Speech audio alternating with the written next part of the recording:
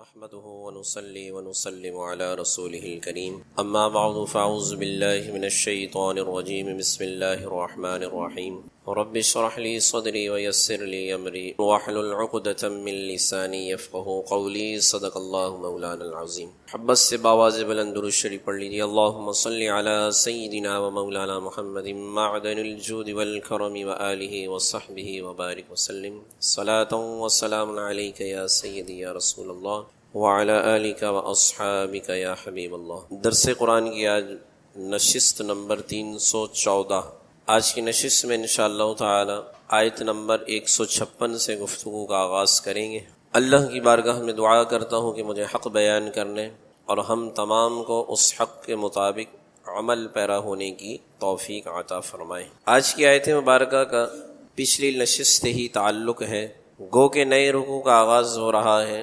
اس سے پہلی آیتوں میں اللہ تعالیٰ نے مسلمانوں کو شیطان کے وسوسوں سے ڈرایا تھا، اور وہ آیت مبارکہ کہ جس میں اللہ نے یہ ذکر فرمایا کہ ان الذین تولوا منکم یوم التقى الجمعان انما استزلهم الشیطان ببعض ما کسبوا.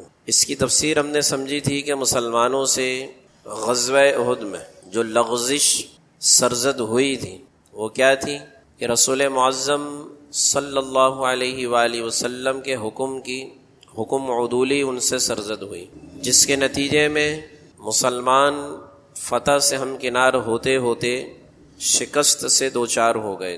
تو اس کی ایک وجہ اللہ نے یہ بھی بیان فرمائی کہ انما استزلهم الشیطان ببعض ما کسبوا، کہ شیطان نے ان کو لغزش پر وسوسہ ڈالا اور ان کے دل کو وسوسے کی طرف مائل کیا کہ جس کی وجہ سے مسلمان اس لغزش کا ارتکاب ان سے سرزد ہوا. تو آج کی آیت مبارکہ میں بھی ربط کیا ہے کہ پچھلی آیت میں اللہ تعالیٰ نے مسلمانوں کو شیطان کے وسوسوں سے ڈرایا تھا، کہ وسوسے کا ذکر کیا اللہ نے اور پھر اس سے ڈرایا، جس کے نتیجے میں وہ جنگ احد میں شکست سے دوچار ہو گئے. اس آیت مبارکہ میں اللہ تعالیٰ نے مسلمانوں کو منافقوں کے وسوسوں سے خبردار کیا ہے. ربط کیا ہے آیت کا؟ پچھلی آیت میں شیطان کے وسوسوں سے خبردار کیا گیا، اور اس آیت مبارکہ میں منافقین کی جانب سے جو وسوسے مسلمانوں کے اندر پھیلائے جاتے تھے اس سے مسلمانوں کو خبردار کیا جا رہا ہے. وجہ کیا ہے؟ اللہ نے ارشاد فرمایا کہ وہ شیطان کے مددگار ہیں، کیونکہ منافقین مسلمانوں کو کفار سے جہاد کرنے سے عار دلاتے تھے. کیونکہ بنیادی طور پر جو منافقین تھے ان کے دلوں میں کفار کی جانب اور ان کے حق میں رحم دلی کا گوشہ پایا جاتا، اور وہ ان کی طرف رغبت رکھتے تھے اور مسلمانوں کے راز جان کر کفار مکہ کو بتایا کرتے. تو جب جہاد کا حکم آتا اور رسول معظم صلی اللہ علیہ وآلہ وسلم جہاد کے لیے مسلمانوں کو جمع کیا کرتے تھے، تو منافقین بھی مسلمانوں کے دلوں میں وسوسے ڈالتے اور کفار کے خلاف جہاد کرنے سے ان کو عار دلاتے، کیونکہ جو مسلمان ان کے نسبی بھائی تھے یا دینی بھائی تھے، کیونکہ منافق بظاہر تو ظاہر مسلمان تھے نا، تو جب وہ کسی دور دراز سفر پر جاتے یا کافروں کے خلاف جہاد کرنے کے لیے جاتے اور اس سفر میں ان مسلمانوں کو یا تو موت آ جاتی یا وہ شہید کر دیے جاتے، یعنی یا تو اپنی طبعی موت پر مرتے یا اس جنگ میں شہید ہو جاتے. تو اب وہ منافقین جو پیچھے رہ گئے تھے، جو مسلمان بھائیوں کے دلوں میں وسوسے ڈالتے تھے، وہ ان کو عار دلا کر کہتے کہ ہم نے ان کے متعلق کہتے تھے کہ اگر یہ ہمارے پاس رہتے تو اس سفر میں ان کو موت نہ آتی، یہ عار دلایا کرتے. آج کی یہ نشست میں ایک بڑی اہم چیز آپ کے سامنے میں عرض کروں گا کہ بعض موقعوں پر ہم حسرت کرتے ہیں. وہ حسرت ہماری کیا ہوتی ہے کہ کوئی نقصان جب ہمیں ہو جائے. بڑی قابل غور چیز ہے جو آج کی نشست میں بیان ہوگی کہ اگر کوئی ہمارا نقصان ہو جائے تو ہم اکثر کہتے ہیں نا کہ کاش اگر میں ایسا کر لیتا تو میرا یہ نقصان نہ ہوتا. کہتے ہیں یا نہیں؟ یہ تو بالکل ایسی ہماری عادت ہے، بلکہ یہاں تک ہمارے مسلمان بھائی، یہاں تک کہ اگر کسی ہمارے عزیز کا انتقال ہو جائے، چاہے وہ ہماری اولاد ہو، ہمارے عزیز و اقارب میں ہو، تو بعد میں ہم اپنے اہل و عیال کے سامنے یا تعزیت کرنے والوں کے سامنے کیا کہتے ہیں، یا تعزیت کرنے والے ہم سے کہتے ہیں کہ کاش اگر آپ فلاں اسپتال میں لے جاتے، فلاں ڈاکٹر کو دکھا دیتے تو ایسا نہ ہوتا، کہتے ہیں نا یہ جملہ۔ تو اب بعض صورتوں میں یہ جملہ حرام ہے۔ آج کی نشست میں یہ بات بڑی وضاحت کے ساتھ آپ کے سامنے آئے گی۔ کفار نے اور خاص طور پر منافقین حسرت کرتے تھے، لیجعل اللہ ذلک حسرۃ فی قلوبہم، تاکہ اللہ اس قول کو ان کی حسرت کا سبب بنا دے۔ اللہ ارشاد فرماتا ہے کہ واللہ یحیی و یمیت، کہ اللہ ہی زندہ کرنے والا ہے، اللہ ہی مارنے والا ہے۔ تو اب وہ اپنے مسلمان بھائی جو بظاہر ان کے نسبی بھائی تھے، چونکہ ظاہراً تو انہوں نے اسلام قبول کیا ہوا تھا، تو اب وہ ان کو عار دلاتے تھے، ان کے اہل و عیال کو، ان کے دوست احباب کو، کہ ہم نہ کہتے تھے کہ اس جنگ پہ نہ جاؤ، اس جہاد پر نہ جاؤ، ہم نہ کہتے تھے کہ اس جہاد پر نہ جاؤ یا اس سفر پر تم روانہ نہ ہو، کہ اگر یہ ہماری بات مان لیتے۔ حسرت کرتے ہیں نا، اگر کا لفظ، لیجعل اللہ ذلک حسرۃ فی قلوبہم، کہ اگر یہ ہماری بات مان لیتے اور ہمارے پاس یہیں رہتے تو نہ ان کو موت آتی، نہ یہ میدان جہاد میں قتل کیے جاتے۔ کہتے ہیں کہ منافقین کی منافقین یہ بات اس لیے کہتے تھے کہ ان کا تقدیر پر ایمان نہیں تھا۔ جو چیز جس شخص کے لیے مقدر کی جا چکی ہے وہ کسی عمل سے ٹل نہیں سکتی۔ یہ چیز خاص طور پر میں اس لیے بھی بیان کر رہا ہوں تاکہ اس کو سامنے رکھ کر ہم اپنے اعمال کا موازنہ کریں، کہ ہمارے معاشرے میں آج بکثرت یہ جملہ استعمال ہوتا ہے۔ کوئی بھی مصیبت ہم پر آن پہنچے، آگے یہ حدیث مبارکہ کی روشنی میں یہ چیز آپ کے سامنے بیان کروں گا کہ حضور علیہ الصلوۃ والسلام نے خاص یہ بات ارشاد فرمائی ہے کہ جو آزمائش اللہ کی طرف سے مقدر ہو چکی ہے وہ آ کر رہے گی۔ ایسا جملہ بولنا بعض صورتوں میں حرام ہے، اور یہ تقدیر کا انکار کرنے کے برابر ہے یہ جملہ۔ اور خاص طور پر منافقین کے بارے میں تو یہ بات آتی ہے کہ وہ تقدیر پر ایمان نہیں رکھتے تھے، تقدیر پر ان کا ایمان کمزور تھا۔ تو جو چیز جس شخص کے لیے مقدر کی جا چکی ہے تو وہ کسی عمل سے ٹل نہیں سکتی۔ اسی لیے رسول اللہ صلی اللہ علیہ وآلہ وسلم نے فرمایا کہ اگر کوئی نقصان ہو جائے تو یوں نہ کہو کہ اگر یہ شخص فلاں کام کر لیتا تو یہ نقصان نہ ہوتا۔ ہم اپنے تجزیے باز میں پیش کرتے ہیں نا، اس نقصان کو سامنے رکھ کر اور اس کی غلطیوں کے بارے میں اپنا تجزیہ اس کے سامنے پیش کر کے کہتے ہیں کہ یار اگر تم ایسا کر لیتے تو شاید یہ تمہارا نقصان ہی نہ ہوتا، اگر ویسا کر لیتے تو تم اس مصیبت میں نہ پڑتے۔ ہم بڑے پھنے خواہ بنتے ہیں بعد میں، تو یہ جملہ حرام ہے۔ امام مسلم کی روایت ہے، مسلم شریف کی، کہ سیدنا ابو ہریرہ رضی اللہ عنہ بیان کرتے ہیں کہ رسول معظم صلی اللہ علیہ وآلہ وسلم نے ارشاد فرمایا کہ قوی مومن سے مراد تندرست، طاقتور۔ قوی مومن اللہ کے نزدیک ضعیف مومن سے بہتر اور زیادہ محبوب ہے۔ یعنی ایک جوان مومن بوڑھے مومن کے مقابلے میں اللہ کو زیادہ محبوب ہے۔ کب کہ جب وہ اپنی جوانی کو اللہ اور اس کے رسول کی اطاعت میں گزار رہا، تب نہیں کہ وہ اپنی جوانی کو کہے کہ جوانی مستانی ہوتی اور اللہ اور اس کے رسول صلی اللہ علیہ وآلہ وسلم کے احکامات کی کھلم کھلا نافرمانی کر رہا ہو۔ تو ایسا قوی جوان تو اس ضعیف سے بدتر ہے کہ جو ضعیف ہونے کے باوجود بھی اللہ اور اس کے رسول صلی اللہ علیہ وآلہ وسلم کی اطاعت میں زندگی گزار رہا ہو۔ تو یہ جو موازنہ کیا جا رہا ہے یہ نیکوکاری پر مبنی ہے، یہ ذہن میں رکھیں۔ تو ارشاد فرمایا کہ قوی مومن اللہ کے نزدیک ضعیف مومن سے زیادہ بہتر اور زیادہ محبوب ہے، اور ہر ایک میں خیر، جو چیز تمہیں نفع دے اس پر حرص کرو اور اللہ سے مدد حاصل کرو اور عاجز نہ بنو۔ اگر تمہیں کوئی مصیبت پہنچے تو یہ نہ کہو کہ اگر میں فلاں کام کر لیتا تو مجھے یہ مصیبت نہ پہنچتی، البتہ یہ کہو کہ یہ چیز اللہ نے مقدر کر دی ہے اور وہ جو چاہتا ہے کرتا ہے۔ یہ حدیث کے الفاظ میں اللہ کے رسول صلی اللہ علیہ وآلہ وسلم نے کیا ارشاد فرمایا کہ یہ نہ کہو کہ اگر میں فلاں کام کر لیتا تو مجھے یہ مصیبت نہ پہنچتی، ہاں یہ کہو کہ اللہ نے یہ مصیبت، یہ پریشانی، یہ آزمائش مقدر فرما دی، وہ جو چاہتا ہے کرتا ہے۔ اور اگر کا لفظ فرمایا کہ شیطان کے عمل کو کھول دیتا ہے۔ اب اس حدیث کا خلاصہ پیش کیا جا رہا ہے، وہ خلاصہ کیا ہے کہ اس حدیث کا منشا یہ ہے کہ جب بھی کوئی امر واقع ہو جائے، کوئی کام ہو جائے تو پھر یہ نہ کہا جائے کہ اگر میں فلاں کام کر لیتا تو یہ مصیبت نہ آتی۔ اگر وہ یہ بات یقین کے ساتھ کہہ رہا ہے، اب اس میں سوچ کا بھی بڑا عمل دخل ہے، اگر انسان یقین کے ساتھ یہ جملہ کہہ رہا ہے کہ اگر میں ایسا کر لیتا تو یقیناً یہ مصیبت مجھ پر نہ آتی، یقین کی کیفیت ہے نا، تو فرمایا کہ اگر میں یہ کام کر لیتا تو یقیناً یہ مصیبت مجھ پر نہ آتی، تو فرمایا کہ ایسا کہنا حرام ہے۔ اللہ اکبر۔ اور عام گفتگو میں تو ہم کتنی مرتبہ یہ جملہ بول دیتے ہیں، حتیٰ کہ اگر چلتے چلتے پاؤں ایک دم لڑکھڑا جائے فوراً کہتے ہیں کہ یار دیکھ کے چل لیتا تو یہ نہ ہوتا، فوراً سوچتے ہیں یا نہیں؟ کوئی بھی چھوٹی سے چھوٹی مصیبت ہو یا بڑی سے بڑی مصیبت ہو تو ہمارا یہ جملہ بڑا زد عام ہے، ہم فوراً یہ جملہ کہہ دیں، حتیٰ کہ موت بھی اگر کسی کی واقع ہو جائے نا تو قرآن کے الفاظ ہیں واللہ یحیی و یمیت، فرمایا کہ کیونکہ اس سے تقدیر کا انکار ظاہر ہوتا ہے۔ اگر بندہ یہ جملہ کہہ رہا ہے اور یقین سے کہہ رہا ہے کہ اگر میں یہ کام کر لیتا تو یقیناً یہ مصیبت، یہ آزمائش، یہ پریشانی مجھ پر نہ آتی، تو فرمایا کہ اس سے تقدیر کا انکار ظاہر ہوتا ہے۔ اور اگر وہ اظہار افسوس کے لیے ایسا کہتا ہے، اظہار افسوس ایک تو ہوتا ہے نا، یقین کی کیفیت الگ ہے، افسوس کی کیفیت الگ ہے، تو اظہار افسوس کے لیے اگر ایسا کہتا ہے تو فرمایا کہ تب بھی مکروہ ہے، مکروہ تنزیہی ہے بہرحال، ٹھیک ہے نا۔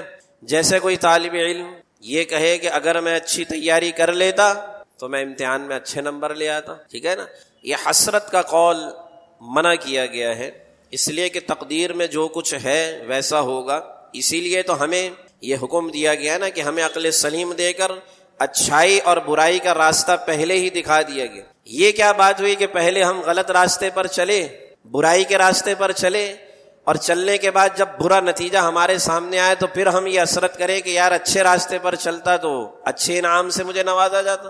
تو بھائی یہ ابتدا میں ہی اللہ نے ہمیں بتا دیا ہے کہ تمہیں خود فیصلہ کرنا ہے، یہ اچھائی کا راستہ ہے، یہ برائی کا راستہ ہے۔ اب ان راستوں میں جس پر تم چلو گے جزا اور سزا اسی کے مطابق ہوگی، بعد کی حسرت سے منع کیا گیا، ٹھیک ہے نا۔ تو فرمایا کہ ایسا کہنا بھی منع ہے۔ لیکن اگر کسی مریض کے پاس ہم گئے جس کا انتقال ہو گیا اور یہ ہم نے کہہ دیا کہ فلاں ڈاکٹر سے علاج کروا لیتے یا فلاں دوائی آپ لے لیتے تو شاید یہ مریض نہیں مرتا، تو فرمایا کہ ایسا کہنا تو یہ قضاء مبرم کی بھی خلاف ہے اور سخت ترین حرام ہے یہ جملہ۔ ہم اکثر یہ جملہ کہہ دیتے ہیں، میرے خود کے ساتھ یہ واقعہ ہوا، جب میں اپنا تجربہ آپ کے سامنے عرض کر رہا ہوں، میری اپنی بچی کا جب انتقال ہوا تو اب اس وقت حالات و واقعات دیکھیں، انسان کی کمزوری سب سے بڑی پتہ ہے کیا ہے؟ انسان سب کام کر لیتا ہے سوائے موت کی تیاری۔ یعنی ہمارے اپنے ہاتھ کا مریض ہو نا اور ہمیں لگ رہا ہو کہ یہ موت کی طرف جا رہا ہے، تب بھی ہمارے ہوش و حواس اس کو ماننے سے انکار کرتے ہیں، ہم کہتے ہیں نہیں ابھی زندہ ہے، ابھی ٹھیک ہے یہ، تو ہم اس ایکسٹریم پہ جا کر کبھی بھی نہیں سوچتے۔ تو بہرحال بالکل اختصار کے ساتھ میں اپنے تجربے کی بات آپ کے سامنے عرض کر رہا ہوں کہ میں عباسی شہید ہاسپٹل لے کے گیا اور آدھے سے پونے گھنٹے میں بچی کا انتقال ہو گیا، صحیح سلامت تھی۔ تو اب بعد میں بڑے لوگوں نے مجھ سے کہا کہ حبیب میڈیکل لے جاتے، سیمروز لے جاتے، جو بچوں کے حوالے سے بڑا اچھا ہاسپٹل مانا جاتا ہے، کسی نے کہا کہ آغا خان لے جاتے۔ تو بات وہیں آ جاتی ہے کہ جہاں بھی لے کر جاتے، موت کا جو اس کا وقت مقرر تھا 5 بجے سے پہلے اس کی موت واقع ہوئی، تو وہ جہاں بھی دنیا کے حصے میں چلی جاتی تو موت کا جو وقت مقرر تھا اسی وقت پہ آنی تھی نا، آنی تھی یا نہیں؟ کتنا ہی اچھا ڈاکٹر کیوں نہ ہو، ڈاکٹر علاج کا ذریعہ ہے، شفا تو من جانب اللہ ہے نا، شفا تو اللہ نے دینی، اور موت اور زندگی کا وقت بالکل مقرر ہے۔ اللہ نے ارشاد فرما دیا کہ واللہ یحیی و یمیت، جو منافقین حسرت کرتے تھے نا اور اپنے مسلمان بھائیوں کے بارے میں یہی جملہ کہتے تھے کہ اگر وہ اس جہاد پر نہ جاتے تو ان کو موت نہ آتی، وہ شہید نہ ہوتے، یہیں رہتے ہمارے پاس تو زندہ ہوتے، تو اللہ ان کو جواب دے رہا ہے کہ واللہ یحیی و یمیت، اللہ ہی ہے جو زندہ بھی کرتا ہے اور مارتا ہے، کیونکہ موت اور حیات کا تعلق قضاء مبرم سے ہے۔ تقدیر کی اقسام ہیں، تقدیر کی ایک قسم کیا ہے؟ مبرم۔ مبرم اس تقدیر کو کہتے ہیں کہ جس پر جو لکھا ہوا ہے وہ کسی بھی صورت میں تبدیل نہیں ہو سکتا، الا یہ کہ اللہ خود تبدیل کرنا چاہے، اللہ کی مرضی سے وہ تبدیل ہو سکتا ہے۔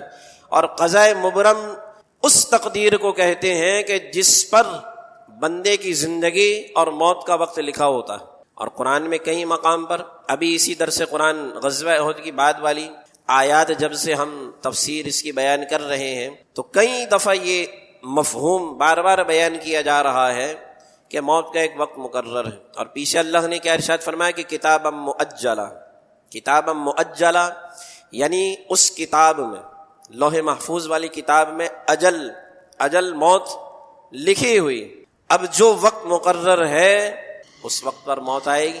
سمجھداری کس میں ہے کہ موت کی تیاری کی جائے، نہ یہ کہ بے وقوفوں کی طرح کہ موت کے بارے میں انسان سوچتا رہے کہ کب آئے گی، کیسے آئے گی.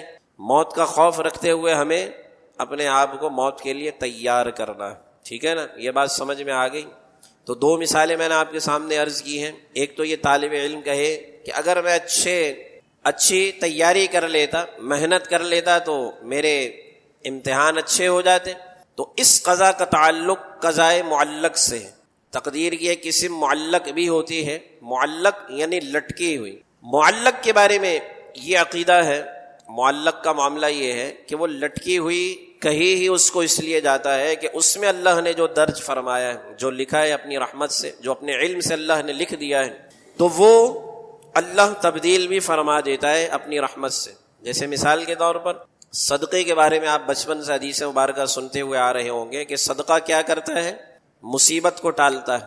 تو اب جو مصیبت اس قضاء معلق میں یعنی تقدیر کی معلق کی قسم میں جو مصیبت لکھی ہوئی ہے کہ یہ مصیبت آ کر رہے گی، اب اس مصیبت کے آنے سے تھوڑی دیر پہلے آپ نے صدقہ کر دیا، کسی بزرگ سے دعائیں لے لی، ٹھیک ہے، اپنے والدین سے دعائیں لے لی، یا کسی نے آپ کو دعائیں دے دی، یا کوئی اور ایسا نیک عمل آپ نے کر لیا، تو اللہ کی رحمت بڑی وسیع ہے. اللہ تعالیٰ اس نیک عمل یا اس صدقے کے بدلے اس مصیبت کو ٹال دیتا.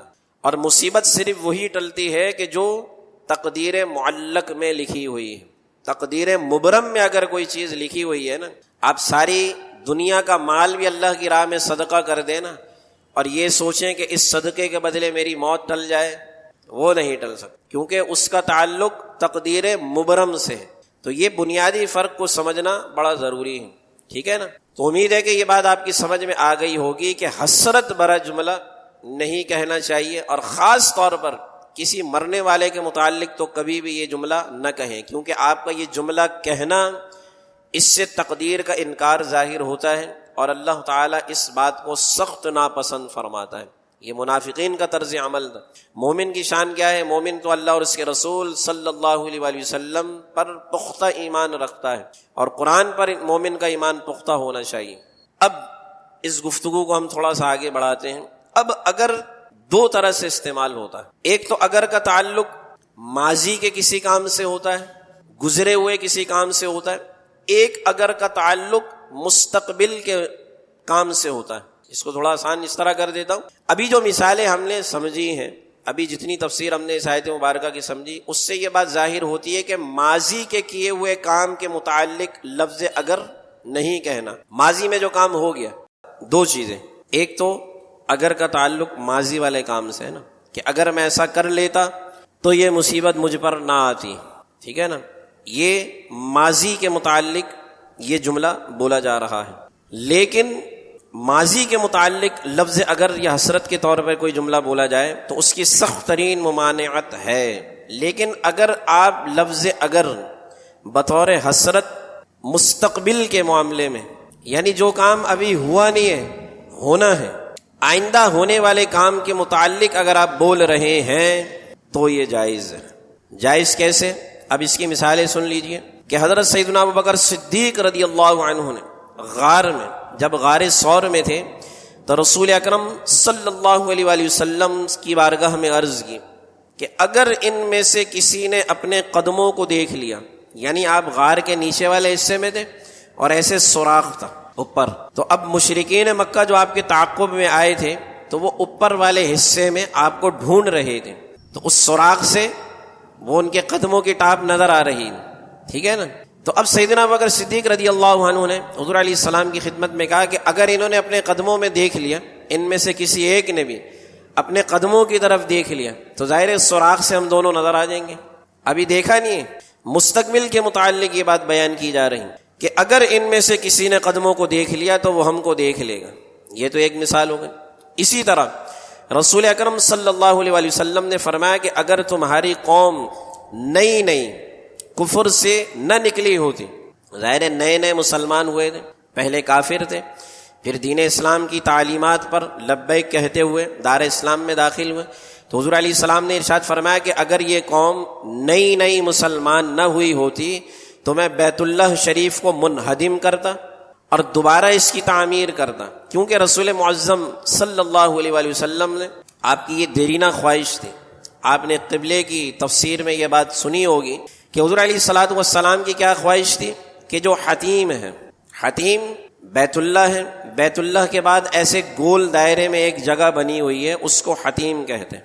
تصاویر میں آپ نے دیکھا ہوگا، اور جن لوگوں کو اللہ نے وہاں کی زیارت اور حاضری نصیب فرمائی ہے انہوں نے اپنی آنکھوں سے دیکھا ہوگا. تو وہ حتیم بھی بیت اللہ کا ہی حصہ ہے، حتیم بھی بیت اللہ کا حصہ ہے. تو حضور علیہ الصلوۃ والسلام کی بڑی دیرینہ خواہش تھی کہ بیت اللہ کو از سر نو تعمیر کیا جائے اور حتیم کے حصے کو بھی ملا کر پورا بیت اللہ کو تعمیر کیا جائے. حضور علیہ السلام کی خواہش تھی. تو اب حضور علیہ الصلوۃ والسلام نے ایک موقع پر ارشاد فرمایا کہ اگر تمہاری قوم نئی کفر سے اسلام کی طرف نہ آئی ہوتی تو میں بیت اللہ کو منہدم کر کے دوبارہ تعمیر کرتا، اور جو حصہ اس سے نکال دیا گیا تھا تو وہ اس میں داخل کر دیتا. ٹھیک ہے، ایک یہ مثال ہو گئی. یعنی کام ہوا نہیں ہے، ان فیوچر مستقبل کی مثال حضور علیہ الصلوۃ والسلام نے دی. ٹھیک ہے، ایسے ہی ایک اور بڑی مشہور حدیث مبارکہ جو آپ نے بکثرت سنی ہوگی، آپ نے ارشاد فرمایا کہ اگر مجھے اپنی امت پر دشوار نہ ہوتا تو میں ہر نماز کے وضو کے وقت کس چیز کو لازم قرار دیتا؟ نہیں ذہن میں آ رہی؟ مسواک بتا بھی رہے وہ.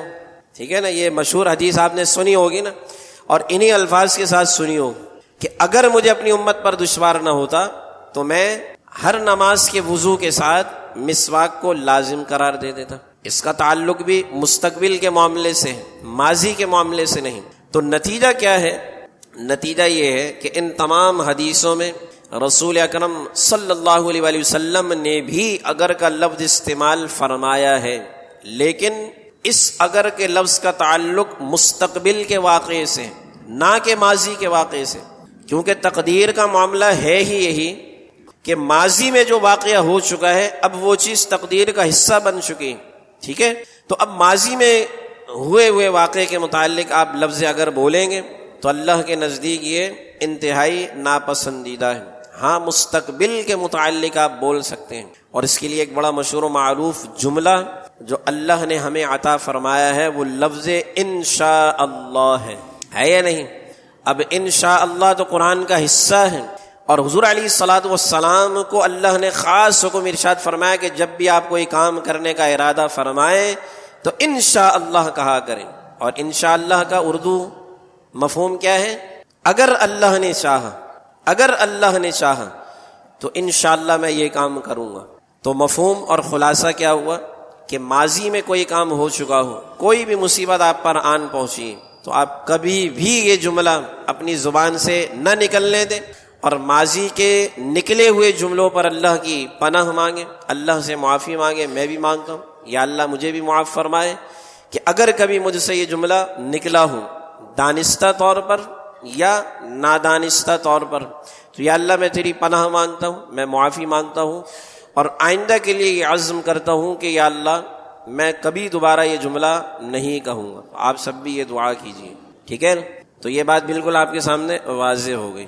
اس کے بعد آگے جو بات بیان کی جا رہی ہے کہ منافقین مسلمانوں کو وسوسے میں ڈالتے ہیں، حسرت کیا کرتے ہیں. تو جو مسلمان کسی سفر میں جاتے ہیں اور فوت ہو جاتے ہیں، بعض دفعہ کسی سفر کے متعلق وسوسہ ڈال دیتے ہیں، تو اب سفر میں انتقال ہو جاتا یا غزوے میں انتقال کر جاتے اور وہاں شہید ہو جاتے. تو منافقین ان مسلمان کے رشتہ داروں سے کہتے تھے کہ اگر یہ مسلمان بھائی ہمارے پاس رہتے یا اس سفر پر نہ جاتے تو یہ نہ مرتے یا اس غزوے میں شریک نہ ہوتے تو قتل نہ کیے جاتے. تو اللہ تعالی نے فرمایا کہ اللہ ان کے اس قول کو انجام کار ان کی حسرت کا سبب بنا دے گا. یعنی اللہ انہی کے اس قول کو ان کے لیے حسرت کا سبب بنا دے گا. اور یہ حسرت کس اعتبار سے بنی؟ ضروری نہیں کہ ہر دفعہ مسلمان شہید ہو کر آئیں، ایسا کئی مرتبہ ایسا ہوا ہے، بلکہ یہ بات میں نے بیان کی ہی تھی کہ سوائے غزوہ احد کے رسول اکرم صلی اللہ علیہ وآلہ وسلم کی معیت میں مسلمانوں نے جتنی جنگیں بھی لڑی ہیں جن کو غزوات کہتے ہیں، تو کسی جنگ میں بھی مسلمان شکست سے دوچار نہیں ہوئے، کسی جنگ میں بھی مسلمان شکست سے دوچار نہیں ہوئے۔ تو اب چونکہ منافقین مسلمان بھائیوں کو عار دلایا کرتے تھے کہ کفار کے خلاف جہاد نہ کرو، ظاہر ان کے بیچ میں اپنے مقاصد تھے، تو اللہ نے ان کے اسی قول کو انہی کے لیے حسرت بنا دی۔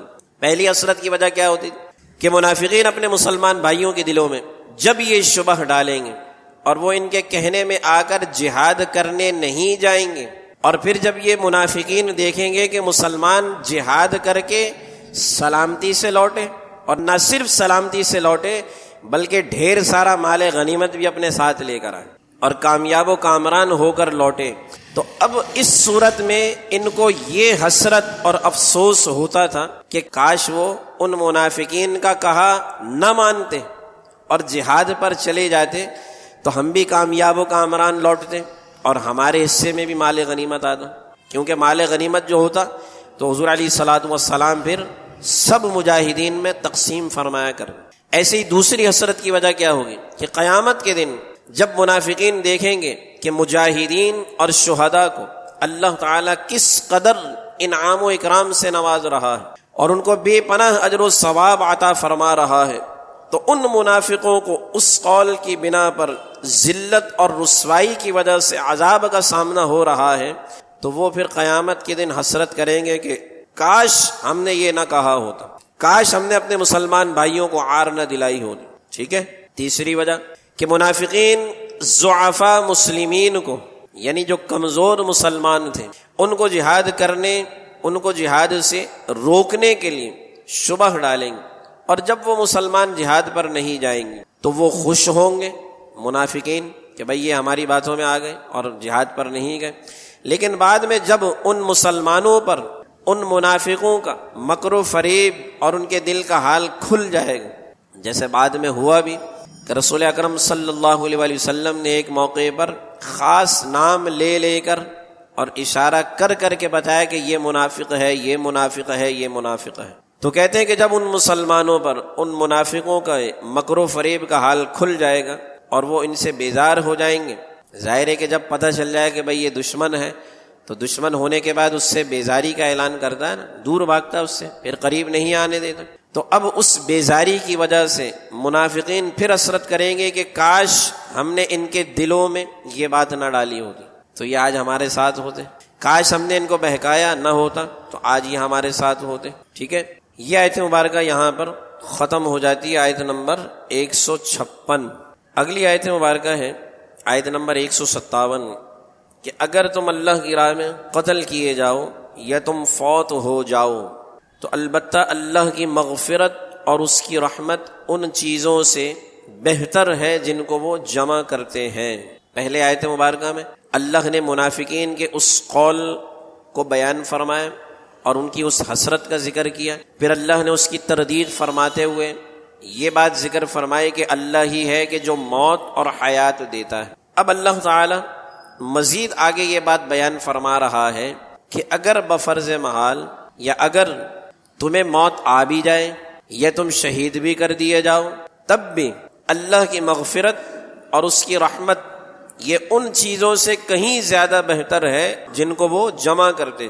منافقین نے جو یہ کہا تھا کہ اگر وہ ہمارے پاس ہوتے تو نہ مرتے نہ قتل کیے جاتے، تو اس قول کا ایک رد تو اللہ تعالی نے یہ فرمایا کہ کسی بھی جگہ پر آنے جانے سے مرنے اور جینے کا کوئی تعلق نہیں، ٹھیک ہے نا، کہیں بھی آپ آئے جائیں اس سے مرنے اور جینے کا کوئی عمل دخل اس میں نہیں، اللہ ہی زندہ کرتا ہے، وہی موت کو طاری کرتا ہے۔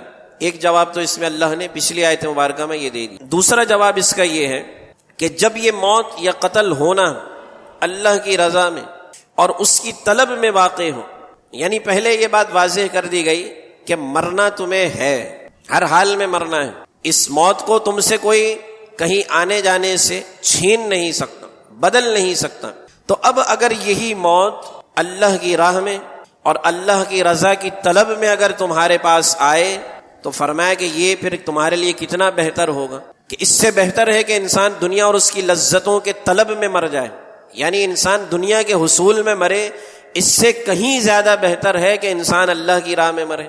یہ موت تو پھر کتنی اعلیٰ ہوگی نا، کیونکہ انسان مرنے کے بعد دنیا کی لذتوں کے حصول میں انسان لگا رہا حتیٰ کہ اس کو موت آ گئی، تو اللہ ارشاد فرماتا ہے کہ موت آنے کے بعد انسان ان دنیاوی لذتوں سے لطف اندوز نہیں ہو سکتا، سب یہیں رہ جائے گا نا۔ لیکن اللہ نے ارشاد فرمایا کہ اللہ کی رحمت اور مغفرت اس چیز سے کہیں زیادہ بہتر ہے جس کو تم جمع کرتے ہو۔ اللہ کی رضا میں اگر موت آئی تو اللہ کی رضا تو مرنے کے بعد بھی حاصل رہے گی نا، اللہ کی رحمت، اس کی مغفرت، انسان دنیا سے چلا جائے تب بھی اس کے حال میں شامل حال رہے گی، اور پھر قبر میں، آخرت میں، جنت میں اللہ جو ابدی نعمتیں اس بندے کو عطا فرمائے گا تو وہ ہمیشہ باقی رہنے والی۔ اللہ وہی ارشاد فرما رہا ہے کہ یہ میری مغفرت، رحمت، انعام و اکرام اس سے کہیں زیادہ بہتر ہے کہ جن کو تم جمع کرتے ہو، ٹھیک ہے نا۔ تو یہ تو ایک چیز ہو گئی کہ اللہ کی راہ میں انسان نکلے اور اس راہ میں میدان جہاد میں اس کو موت آئے، لیکن جب انسان جہاد سے اعراض کر کے دنیا کمانے میں مشغول ہو جائے تو وہ موت سے ڈرتا رہتا ہے۔ یہ بھی ایک انسان کی زندگی کا پہلو ہے کہ انسان اگر رضائے الہی کے لیے اپنی موت اور زندگی کو اللہ کی رضا پر مقدم کر دے تو پھر انسان کو موت کا خوف نہیں رہتا۔ موت کا خوف کیوں نہیں رہتا؟ کیونکہ وہ جانتا ہے کہ من کان یرجو لقاء اللہ فإن اجل اللہ لآت۔ اللہ ارشاد فرماتا ہے کہ جو شخص بھی ہم سے ملاقات کی امید رکھتا ہے تو بے شک وہ جان لے کہ وہ وقت ضرور آنے والا ہے۔ تو جو انسان رضائے الہی کے لیے اللہ کے راستے میں جہاد کر رہا ہو یا نکلا ہو تو اس کو موت کا خوف نہیں ہوتا، کیونکہ اس کو پتہ ہے کہ یہ موت کے بعد میری سب سے محبوب اور پسندیدہ چیز مجھے ملنے والی ہے، اور وہ کیا ہے؟ اللہ سے ملاقات۔ وہ فوراً مجھے مل جائے گی کہ فوراً یہاں میرا انتقال ہوگا اور فوراً مجھے اللہ سے ملاقات کے لیے پیش کیا جائے گا۔ تو اس کو تو موت ایک رحمت کے طور پر نظر آ رہی ہو، لیکن اس کے برعکس وہ بندہ جو دنیا کے حصول میں لگا ہے، دنیا کو کمانے میں لگا ہوا ہے، اس کو پھر موت سے ڈر لگتا ہے۔ آج ہمارے معاشرے میں یہی کیفیت ہے، آج ہم دنیا کے حصول میں لگے ہوئے ہیں اور ہمیں مرنے کا خوف ہے، اور ساتھ میں پھر یہ خوف کہ یار ہمارے بچوں کا کیا ہوگا۔ ایک حدیث کا مفہوم ہے، ارشاد فرمایا کہ تیرے بچوں کا وہی ہوگا جو تیرے باپ کے بچوں کا ہوا۔ یعنی کیسی مثال دی گئی؟ تیرے باپ کے بچوں کا یعنی میرا، میں اس غم میں مبتلا ہوں کہ یار میرے بعد میرے بچوں کا کیا ہوگا، تو فرمایا گیا کہ وہی ہوگا جو تیرے باپ کے بچوں کا ہوا، یعنی میرے باپ کے بچے یعنی ہم بہن بھائی نا۔ تو جو ہمارا معاملہ ہوا، ہمارے مرنے کے بعد ہماری اولاد کا معاملہ بھی وہی ہوگا۔ کیسے؟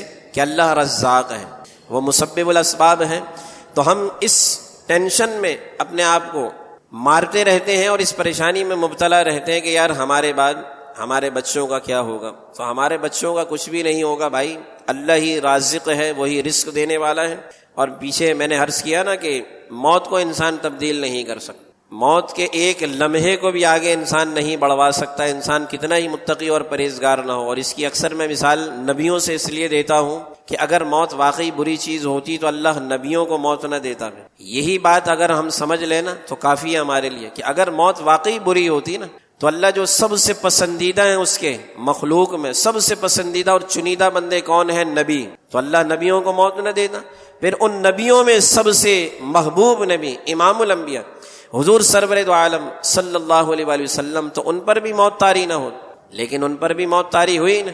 تو پتہ یہ چلا کہ موت بری نہیں، بلکہ موت تو یوں سمجھ لیں کہ دنیاوی ٹینشنوں سے، دنیاوی پریشانیوں سے چھٹکارے کے سبب کا ایک نام ہے۔